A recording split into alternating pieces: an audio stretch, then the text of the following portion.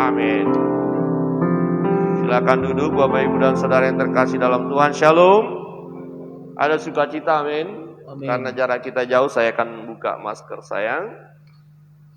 Ya, di rumah, di gerejanya pelayan-pelayan Tuhan ya, beberapa orang saja kita. Karena memang kita menjaga dulu ya, supaya penyebaran virus itu dapat dihentikan ya, sehingga tidak merajalela. Bapak Ibu dan Saudara yang terkasih dalam Tuhan yang mengikuti rangkaian ibadah dari rumah, yang melalui live Facebook, YouTube dan juga ada di ruang Zoom meeting, kita bersyukur semua karena kemurahan Tuhan. Ya, peralatan-peralatan yang ada kita syukuri ya, tidak terduga ya. Rupanya waktu ya seperti saat-saat ini kita melihat bahwa semuanya telah dipersiapkan oleh Tuhan melalui teknologi yang ada, hikmat yang diberikan Tuhan kepada manusia.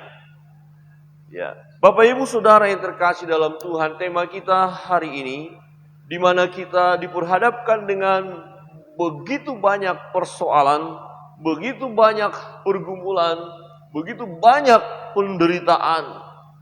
Bahkan saat ini, saat kita beribadah, mungkin juga ada di antara saudara mengikuti ibadah ini dalam kondisi belum sehat, ya masih positif. Nah ini, ada orang berkata saat ini, ya kita begitu takut mendengar kata positif. Ya karena apa? Dilanda pandemi.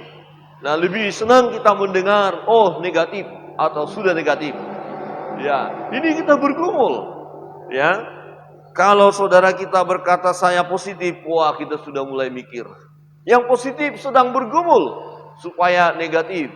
Saudara yang terkasih dalam Tuhan, ada pergumulan yang luar biasa. Ya, bagaimana solusi dari persoalan, dari pergumulan ini? Kadang-kadang kita menghadapinya dengan cara yang kurang tepat. Kita malah bersungut-sungut, kita kecewa, kita kehilangan pengharapan, itu yang terjadi. Tetapi ada satu pribadi, ada Tuhan yang berkuasa, yang mengetahui segala sesuatunya. Dan dia mau memberikan apa yang kita minta kepadanya. Tema kita, kamu mau minta apa? Ya, kamu mau minta apa? Saudara mau minta apa? Saya mau minta apa kepada Allah kita, Allah yang hidup? Apa yang mau kita minta kepada Tuhan? Apa yang mau kita inginkan, yang kita rindukan, yang kita gumuli supaya Tuhan mengerjakannya kepada kita? Tentu kita masing-masing punya pergumulan, kita punya permintaan kepada Tuhan. Saudara yang terkasih dalam Tuhan, dalam Lukas pasal yang ke-18 ya, di ayat 41 firman Tuhan berbunyi demikian. Apa yang kau kehendaki supaya aku perbuat bagimu? Jawab orang itu, Tuhan, supaya aku dapat melihat. Apa yang kau kehendaki, apa yang kau rindukan, apa yang engkau mau untuk aku kerjakan bagimu, untuk aku lakukan bagimu. Yesus berkata kepada orang yang mengalami pergumulan ini, orang yang mengalami penderitaan ini, orang yang sedang mengalami kesusahan ini, orang buta yang mengemis, yang duduk di pinggir jalan. Yesus bertanya kepadanya, apa yang kau kehendaki supaya aku perbuat bagimu? Apa yang aku lakukan bagimu? Kira-kira begitu. Saudara yang terkasih dalam Tuhan, jika Tuhan Yesus bertanya kepada saudara, kepada saya, kepada kita saat ini, apa yang kau kehendaki supaya aku perbuat bagimu? Ya kira-kira bahasa kerennya, ya lu minta apa, gua kasih sama lu. Nah, kira-kira begitu. Lu mau minta apa? Kamu mau minta apa? Ya. Saudara, saya, kita, apa yang mau kita minta kepada Tuhan? Apakah ada di antara kita ya kemudian hanya diam 1000 bahasa? Nggak perlu minta sama Tuhan. Udah bosan hidup, ngambek, tidak mampu berkata-kata lagi karena begitu beratnya beban pergumulan ini. Atau kita langsung responi apa yang Yesus katakan kepada kita, apa yang Yesus tanyakan kepada kita, apa yang kita rindukan supaya Yesus buat dalam hidup kita. Kemungkinan kita akan berkata, 1, ini Tuhan, bla bla bla bla. Saya mau minta ini Tuhan. Yang kedua, ini Tuhan. Yang ketiga, ini Tuhan. Dan banyak kali Tuhan, banyak yang aku minta. Banyak permintaan kita kepada Tuhan. Mau minta A, B, C, D, semua kita mau minta sama Tuhan. Nah, kira-kira apakah kita akan memperolehnya? Atau kita minta 1 aja, ntar Tuhan gak mampu kasih 2, kasih 3. Ini aja Tuhan. Saudara, perhatikan. Kita dapat memperoleh apa yang kita minta kepada Tuhan Yesus. Ya, dengan cara mengikuti teladan dari seorang buta yang disembuhkan oleh Tuhan Yesus. Sebagaimana tercatat dalam Injil Lukas pasal 18 ayat 35 sampai dengan 43 itu. Apa yang mau kita lihat dari seorang buta yang disembuhkan oleh Yesus? Yang pertama, teladan yang pertama, supaya dalam permintaan kita kepada Tuhan, mari mintalah sesuai dengan kebutuhan, bukan keinginan. Jadi apa yang kita butuhkan? Kebutuhan orang buta ini adalah yang paling mendesak dan sangat ia gumuli selama ini, supaya dia bisa melihat. Saudara, kita lihat apa yang dilakukan sepanjang hidupnya. Ya, lebih banyak dia duduk dan mengemis.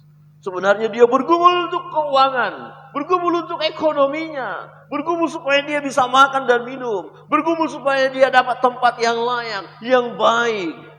Tetapi itu bukan yang utama dalam hidupnya. Dia meminta kebutuhan yang sangat mendesak. Dia meminta kebutuhan yang selama ini yang dia gumuli. Dia butuh makan minum. Dia butuh berkat-berkat yang lain. Tetapi di atas kebutuhan-kebutuhan itu, dia lebih membutuhkan kesembuhan. Dia lebih membutuhkan supaya dia dapat melihat. Saudara yang terkasih dalam Tuhan, permintaan kita kepada Tuhan haruslah yang sesuai dengan kebutuhan kita. Saudara butuh apa? Minta kepada Tuhan. Tuhan, saya sekarang sedang positif. Saya mau supaya negatif. Wah, ini yang sedang terpapar virus. Boleh? Boleh. Itu kebutuhan. Kita butuh sembuh. Ya.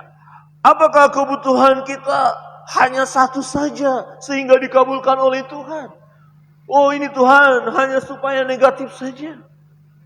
Apakah hanya itu? Saudara yang terkasih dalam Tuhan, tidak hanya harus satu. Ya tidak, mungkin hari ini kebutuhan kita lebih dari satu, tapi memang betul itu kita butuhkan. Berapa banyak pun permintaan kita, jika itu merupakan kebutuhan kita, maka Tuhan Yesus akan mampu mengabulkan. Dia sanggup mengabulkan. Dia sanggup mengabulkan. Jangan berkata Tuhan hanya satu saja, padahal kita punya pergumulan 3.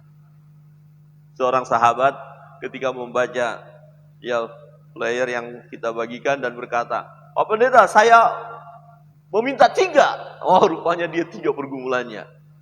Ya, saya katakan, Tuhan akan kabulkan.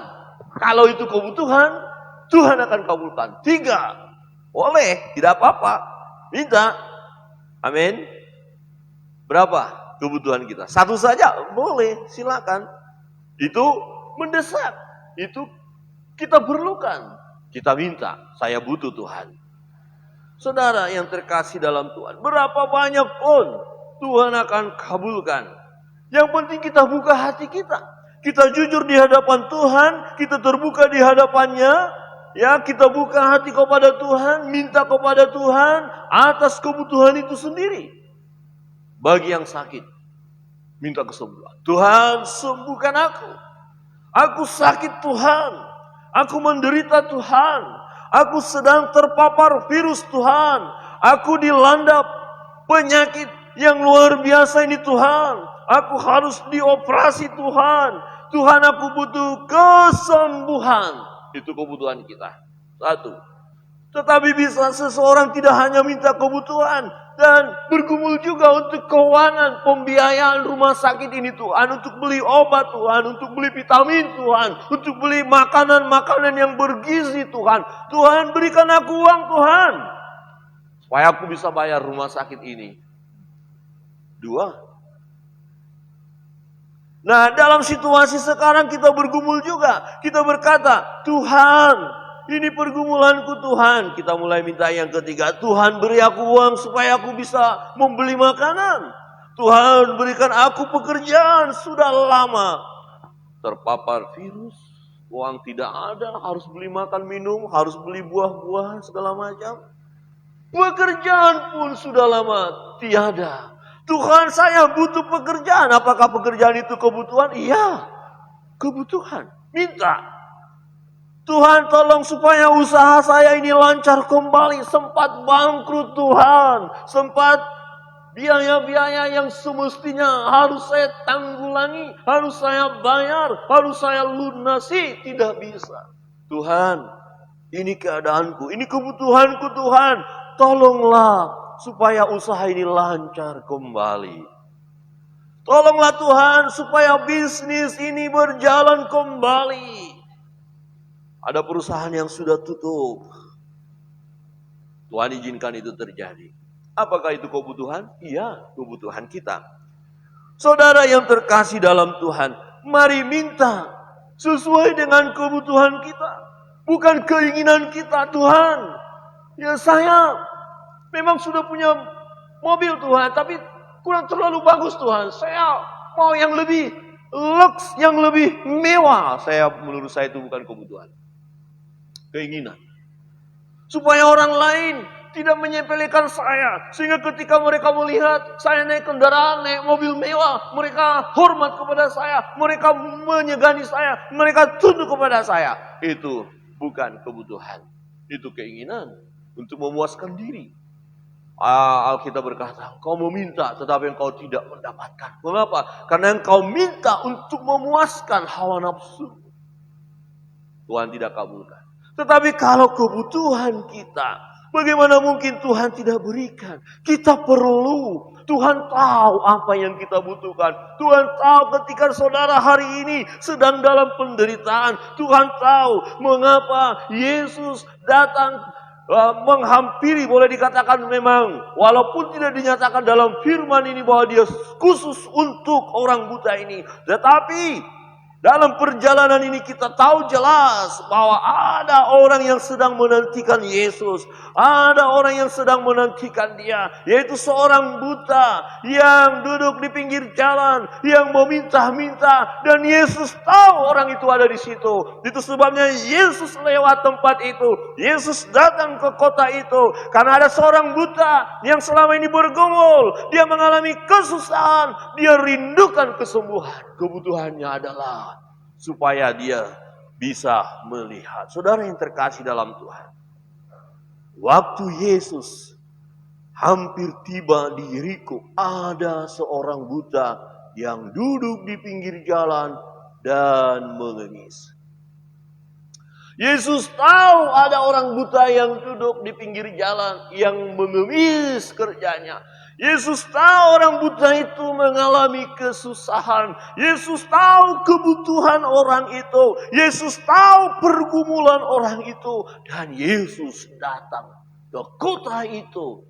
Ada maksud Yesus datang ke kota itu. Karena dia peduli akan seorang yang buta. Yang duduk di pinggir jalan. Yang mengemis. Yang selama ini dia mengalami kesusahan. Dia tahu pergumulan orang buta itu. Saudara, hari ini mungkin ada di antara saudara yang sedang sakit. Tuhan tahu pergumulanmu. Tuhan tahu sakitmu. Tuhan tahu kalau engkau hari ini masih positif. Jangan takut, jangan gentar. Minta kepada Tuhan. Tuhan, buat supaya aku negatif terhadap virus COVID ini. Minta kepada Tuhan. Jangan dengarkan suara-suara yang mengerikan. Seolah-olah Tuhan tidak sanggup menyembuhkan kita. Wah, dia meninggal. Kenapa? COVID. Dia meninggal. Kenapa? COVID. Jadi kita mulai ketakutan. Melihat hanya yang meninggal. Jangan kita membuat diri kita takut. Dan kemudian ragu-ragu untuk meminta kesembuhan kepada Tuhan. Amin. Amin. Yang positif, percaya Tuhan, Engkau tahu hari ini aku positif. Dan aku tahu bahwa Engkau pun sanggup menyembuhkanku. Aku minta Tuhan, buat aku menjadi negatif terhadap virus itu. Tuhan tahu beban pergumulan kita. Tuhan tahu segalanya. Kesusahan kita, penderitaan kita, pergumulan kita, semua yang kita butuhkan. Tuhan tahu. Untuk itu, minta.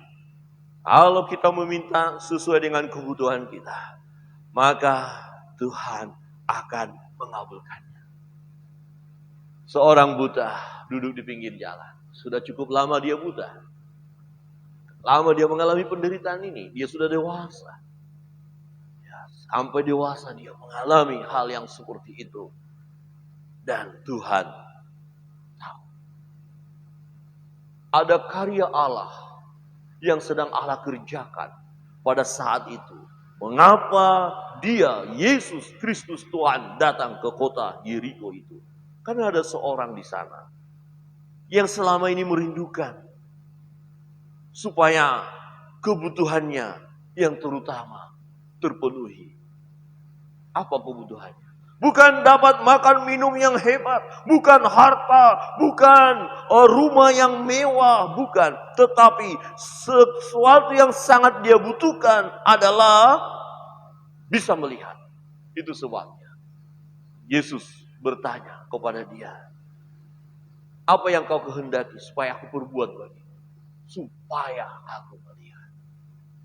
Ketika Tuhan Yesus bertanya kepada kita saat ini, apa yang kita minta? Mintalah sesuai dengan kebutuhan saudara.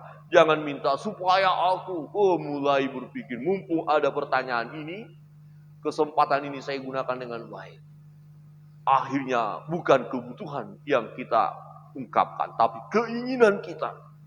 Ingin rumah mewah, harta yang banyak, harta melimpah. Ya, lama-lama nyanyinya bento.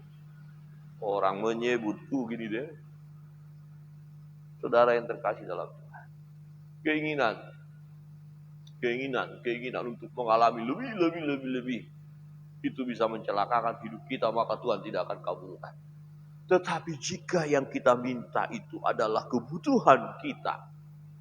Oh, mungkin hari ini kita berkata, Tuhan banyak sekali yang saya butuhkan. Iya, sekalipun banyak. Jika memang itu menjadi kebutuhan kita, dan Yesus tahu bahwa kita membutuhkan itu, maka dia akan mengabulkannya. Sesuai dengan kebutuhan kita. Saudara yang terkasih dalam Tuhan. Waktu bincang-bincang, sharing dengan seseorang, ya, kemudian berkata, jika kita punya uang, jika kita punya uang banyak, kita mau beli ini, beli itu, dan beli ini. Tetapi seseorang berkata, bagaimana mungkin kita tega membeli ini, membeli itu, sementara ada sahabat kita, saudara kita, teman kita, makan pun susah. Wah, luar biasa bukan? Kalau kita nuruti keinginan kita, banyak kali yang kita mau ini, mau itu. Tetapi bagaimana dengan mereka yang lain? Untuk kebutuhan saja sedang bergumul. Bukankah lebih tepat kita berikan, kita bagikan apa yang kita miliki kepada mereka? Amin. Bapak Ibu di rumah, amin. Engkau punya 2, jika ada yang butuh 1, berikan 1. Jangan engkau berjuang supaya engkau dapat 3, 4, 5. Padahal engkau sudah punya. Ada yang belum dapat. Mari bagikan kepada mereka. Saudara yang terkasih dalam Tuhan. Kebutuhan-kebutuhan kita minta kepada Tuhan, Tuhan akan memberikannya tepat pada waktunya. Saudara yang terkasih dalam Tuhan. Mungkin kita berkata, saya butuh ini Tuhan, saya butuh ini Tuhan, saya butuh ini Tuhan. Tuhan sanggup memberikannya. Saudara yang kedua, supaya permintaan kita dikabulkan oleh Tuhan. Ketika Tuhan bertanya, apa yang aku mau lakukan buatmu? Apa yang akan aku mau berikan kepadamu? Nah, kita akan mendapatkannya kalau kita meminta dengan iman, tanpa keraguan. Saudara yang terkasih dalam Tuhan, Tuhan Yesus melihat iman orang buta ini. Ya, iman orang buta ini adalah iman yang dibuktikan dari tindakannya. Dia hanya tidak berkata saja aku percaya, tidak hanya sekedar omongan saja, tapi terbukti dari tindakannya untuk mendapatkan kesembuhan itu. Ada tindakan iman. Ada tindakan iman. Dia sudah mendengar tentang Yesus. Dia mendengar tentang Yesus. Kita tahu bahwa iman timbul dari pendengaran tentang firman Allah. Dia tidak menyia-nyiakan kesempatan untuk berjumpa dengan Yesus. Ini adalah tindakan iman. Dia tidak berhenti walaupun ada tantangan atau ada hambatan. Dia tidak berhenti. Dia terus ingin berjumpa dengan Yesus. Dia terus berseru-seru kepada Yesus dan memohon belas kasihan Yesus. Sungguh dia memiliki iman itu. Imannya menyelamatkan dia. Imannya menyembuhkannya. Saudara yang terkasih dalam Tuhan, kita melihat bagaimana terjadinya kesembuhan. Orang ini melihat oleh karena ada iman. Bukan hanya sekedar pengakuan, tetapi ada tindakan. Orang buta ini mendengar tentang Yesus. Imannya teruji di sini. Siapa yang lewat? Oh, ada Yesus. Kenapa dia bereaksi begitu luar biasa? Karena dia sudah pernah dengar berita tentang karya Yesus, tentang mujizat yang dilakukan oleh Yesus. Siapa yang tidak mendengar tentang Yesus pada masa itu? Yesus namanya tersebar, perbuatannya nyata, dan orang buta ini mendengar tentang Yesus dan ternyata dia memiliki iman. Itu sebabnya ketika ada orang-orang yang mulai ada keributan, ada suara-suara yang lewat, dia bertanya. Ayat 36. Waktu orang itu mendengar orang banyak lewat, ia bertanya, apa itu? Apa itu? Kata orang kepadanya, Yesus orang Nazaret lewat. Dia dengar, Yesus. Wah, saya yakin ketika mendengar Yesus bergejolak hati. Ini kesempatan. Ada Yesus. Ini peluang. Ada Yesus. Kalau orang lain mendapatkan kesembuhan, kalau orang lain mendapatkan mujizat, aku pun pasti, ya kira-kira begitu. Siapa itu? Ada apa? Apa itu? Yesus orang Nazaret lewat. Banyak orang saat ini mendengar, oh Yesus bisa kasih sembuh. Yesus sudah membuktikan kesembuhan. Tapi ada orang yang hanya berkata, ya aku tahu. Tapi gak ada respon positif. Gak ada reaksi yang terjadi. Bagaimana bisa sembuh? Hanya sebatas, ya saya tahu ada Yesus. Tidak datang kepada Yesus. Tidak berjuang menjumpai Yesus. Itu bukan iman yang dapat menyembuhkan. Tetapi ketika orang buta ini mendengar Yesus orang Nazaret lewat, ada tindakannya. Ada tindakannya, saudara yang terkasih dalam Tuhan.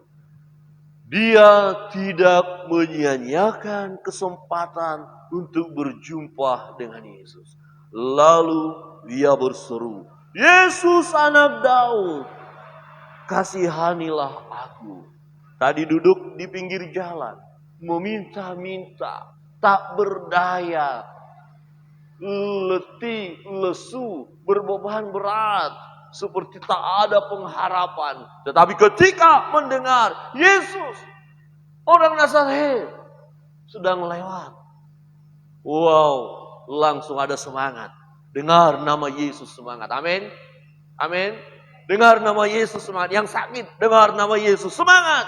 Yesus anak Daud, kasihanilah aku. Yesus Tuhan, jamah sakit penyakitku. Yesus Tuhan berkati keluargaku, pekerjaanku, bisnisku, ekonomiku. Tuhan Yesus anak Daud, kasihanilah aku. Ada tindakan, ada respon yang betul, yang benar, yang positif dari seseorang yang sedang membutuhkan sesuatu kepada Tuhan, yang sedang meminta sesuatu. Jadi harus bersemangat juga, ada gairah. Jangan loyo, jangan putus asa, jangan menyerah oleh karena persoalan itu. Tuhan, aku butuh ini. Lalu ia berseru, Yesus anak Daud, kasihanilah aku. Saudara, adakah dalam beban pergumulan yang sedang saudara hadapi, adakah saudara sudah terus-menerus berseru-seru kepada Tuhan? Adakah Bapak Ibu sudah terus bertalu-talu berseru kepada Yesus dan berkata, Yesus, Yesus Tuhanku, jamah aku, Yesus Tuhanku, tolong aku, Yesus Tuhanku, angkat bebanku, Yesus Tuhanku, beri aku kekuatan, Yesus Tuhanku, buatlah mujizat bagiku. Adakah kita sudah terus bertalu-talu berseru di dalam nama Yesus dan memohon belas kasihan kepadanya? Saudara, ini yang perlu kita lakukan. Jangan sebaliknya. Udahlah, Tuhan udah gak pedulikan kita. Udahlah, gak perlu datang sama Tuhan. Udahlah, wah, menjauh dari Tuhan. Apalagi saat ini, ya kita gak datang ke gereja. Bagaimana ini? Membosankan ibadah melalui virtual. Ya rasanya gak dapat apa-apa. Lebih baik gak usah beribadah. Lebih baik kita lakukan hal-hal yang lain. Aduh, semakin jauh kita dari Tuhan. Bagaimana mungkin permintaan kita tadi terkabulkan kalau kita saja tidak menunjukkan iman dari tindakan kita. Iman dari tindakan kita. Orang buta ini segera bereaksi positif ketika mendengar Yesus hadir di kotanya. Ketika dia tahu ada Yesus, dia berseru. Walaupun ada tantangan. Perhatikan. Dia tidak berhenti walaupun ada tantangan. Ada hambatan untuk berjumpa Yesus. Ada yang menghalang-halangi. Tetapi dia tetap dengan gigih, dengan sungguh-sungguh seorang buta yang penuh dengan kelemahan. Semestinya orang lain menolong. Ayo sobat, ayo teman, aku tuntun engkau supaya dapat berjumpa dengan Yesus. Mestinya seperti itu. Tetapi orang banyak justru menghalang-halangi dia, justru menghambat dia untuk dapat berjumpa dengan Yesus. Maka mereka yang berjalan di depan menegur dia supaya ia diam. Namun semakin keras ia berseru, anak Daud, kasihanilah aku. Wow.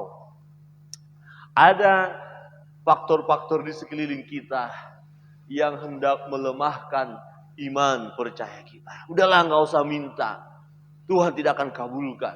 Udahlah, jangan mengganggu Tuhan. Tuhan lagi banyak pekerjaan. Kira-kira begitu. Udahlah, permintaanmu terlalu macam-macam, terlalu banyak. Udah berhenti, gak usah berdoa. Ada yang menghalangi kita.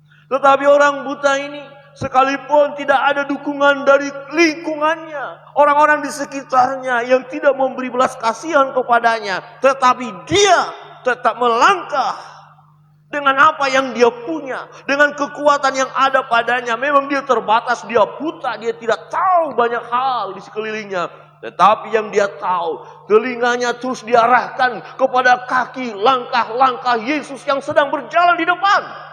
Memang ada langkah-langkah orang banyak. Dia tidak peduli dengan langkah-langkah orang banyak yang menghalangi dia. Yang dia tahu ada Yesus di depan. Dan dia tidak bisa langsung berjumpa dan berlari karena kelemahannya. Tapi dia punya suara, punya kata-kata yang memohon belas kasihan. Semakin dia keras berteriak kepada Tuhan. Daud, Yesus anak Daud, kasihanilah aku. Anak Daud, kasihanilah aku. Saya melihat ini, bahwa orang buta ini memiliki paham yang betul, yang benar, yang alkitabiah tentang Yesus. Anak Daud, dia tahu orang ini belajar kebenaran. Orang ini mendengar tentang firman. Dia tahu. Dia mengerti siapa Yesus. Dia Mesias yang dijanjikan itu. Dia tahu persis. Teologianya nggak salah. Benar. Anak tahu. Yesus, kasihanilah aku. Kasihanilah aku. Lihat aku. Teriakannya tidak berhenti. Sampai titik di mana Yesus berhenti. Dan kemudian menghampiri dia. Wow, teriakannya luar biasa. Belas kasihan daripada Yesus pun turun atasnya. Saudara, berapa lama saudara berdoa, berteriak kepada Tuhan? Ketika belum dikabulkan, adakah saudara masih tetap berteriak? Adakah saudara masih tetap berdoa? Adakah saudara masih terus menggumulinya dan bila perlu doa puasa? Adakah kita tetap mohon belas kasihan Tuhan? Jangan sampai ya udahlah Tuhan, Tuhan engkau tidak mendengar doaku. Ya sudahlah. Nggak usah datang kepada Tuhan. Datang saja ke sana. Ada paranormal. Di sana ada dukun-dukun sakti. Di sana ada tempat-tempat kita bisa mendapatkan kenyamanan. Wah, kalau itu terjadi, maka kita tidak akan mendapatkan mujizat daripada Tuhan. Kita tidak akan mendapatkan, ya tidak akan memperoleh apa yang kita minta kepadanya. Saudara miliki iman. Ada yang menghalangi saudara untuk datang kepada Tuhan. Jangan terpengaruh. Jangan terpengaruh. Jangan menjadi lemah. Tetapi semakin bersemangat. Semakin bersemangat. Semakin bersemangat. Sekalipun mungkin kita lihat di sekeliling kita. Faktor-faktor di sekeliling kita yang tidak mendukung itu. Sehingga tidak ada lagi harapan. Tidak ada lagi dasar untuk berharap. Tapi justru dengan demikian kita semakin berharap. Kita semakin percaya. Kita semakin berseru kepada Yesus. Bahwa Yesus akan menolong kita. Yesus akan memberikan apa yang kita minta. Iman yang kita buktikan dari tindakan kita. Seperti Bapak Abraham. Sekalipun tidak ada dasar untuk berharap. Justru dengan kondisi seperti itu. Semakin dia percaya.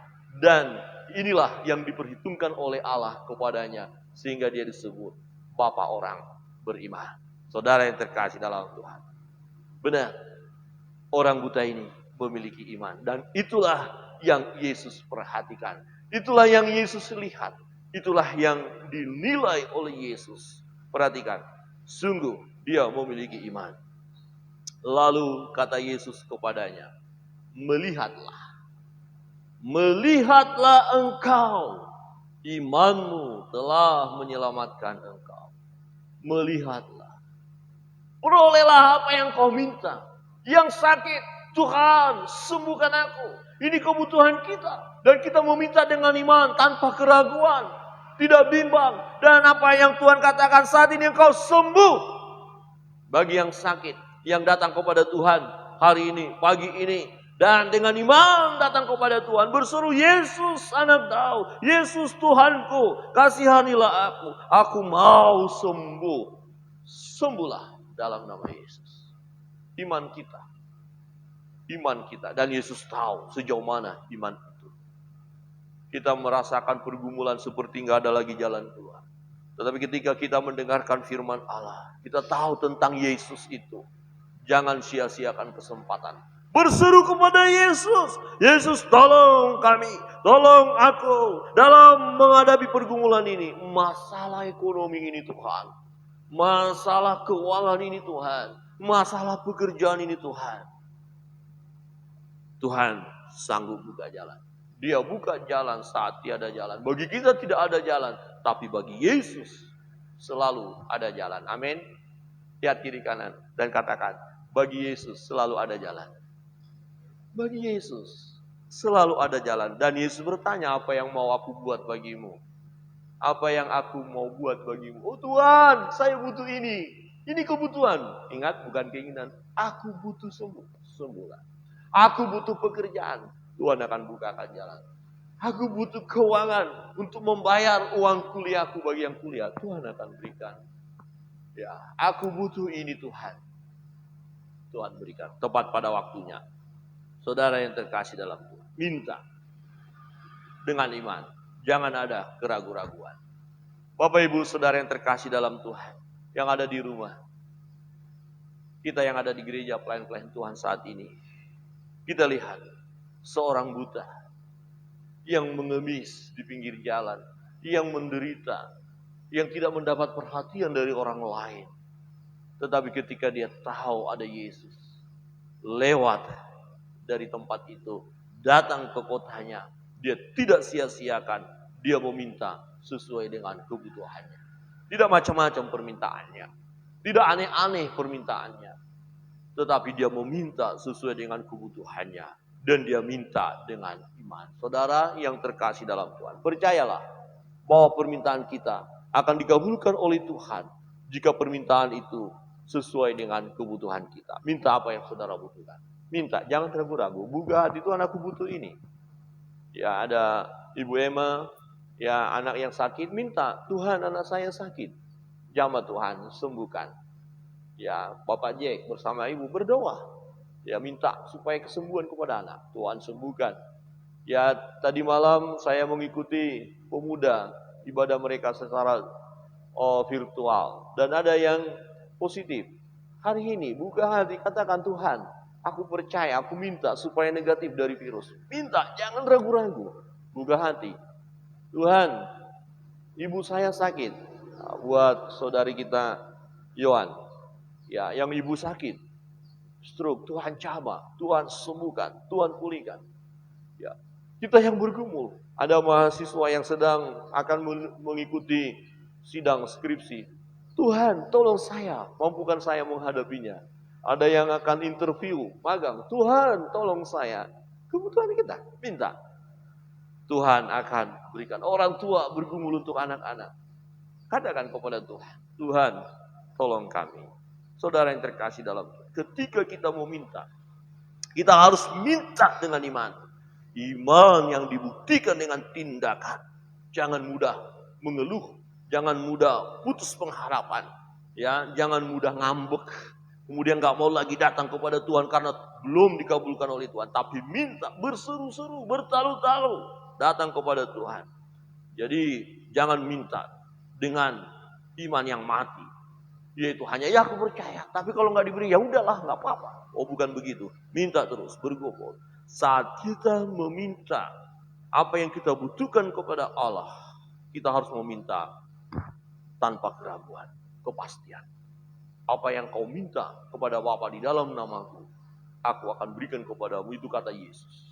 Kita minta kepada Bapa di dalam nama Yesus. Dan dalam hal itulah Bapa dipermuliakan. Mari kita bangkit berdiri. Kita datang kepada Tuhan. Kita bersyukur. Sembari kita terus berdoa bagi saudara-saudara kita yang sakit. Minta. Tuhan, aku mau sembuh.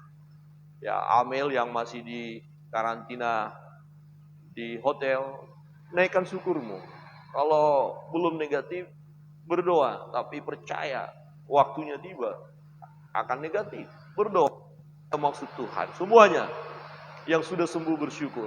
Perhatikan apa yang terjadi ketika orang buta ini melihat. Dia melihat kemudian dia bersorak-sorai. Dia bersuka cita dan dia mengikuti Yesus. Dia percaya kepada Yesus, bukan hanya percaya atas kesembuhan, tapi percaya terus mengikuti Yesus. Jadi jangan kita berdoa hanya untuk meminta kebutuhan saja kemudian tidak mengikuti Yesus. Kita mau dari permintaan kita yang dikabulkan oleh Tuhan membuat iman kita semakin kokoh dan terus mengikut Yesus, memuliakan nama Tuhan. Kita naikkan satu.